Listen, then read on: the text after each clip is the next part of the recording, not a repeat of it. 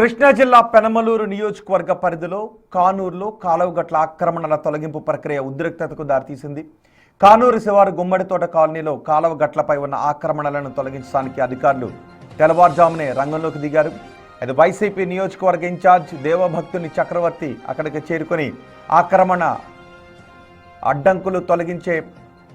ఆక్రమణలు తొలగించే పనులను అడ్డుకునే ప్రయత్నం చేశారు. ఈ క్రమంలోనే తాడిగడప మున్సిపల్ కమిషనర్ నజీర్పై చక్రవర్తి అసభ్య పదజాలంతో దూషిస్తూ వాగ్వాదానికి దిగారు. కాలువగట్ల ఆక్రమణల వల్ల నీటిపారుదల బ్లాక్ అయి స్థానికులు ఇబ్బందులు పడుతున్నారని, ఇప్పటికే బాధితులకు వేల్పూరు గ్రామంలో నివాస స్థలాలు కేటాయించామని కమిషనర్ వివరించినప్పటికీ చక్రవర్తి అధికారులతో ఘర్షణకు దిగారు. ఈ నేపథ్యంలో అత్యుత్సాహం ప్రదర్శించి విధులకు ఆటంకం కలిగించారు అని చక్రవర్తిపై పోలీసులు కేసులు నమోదు చేసి ఆయన అదుపులోకి తీసుకుని అరెస్ట్ చేసి తీసుకుని వెళ్తున్నారు.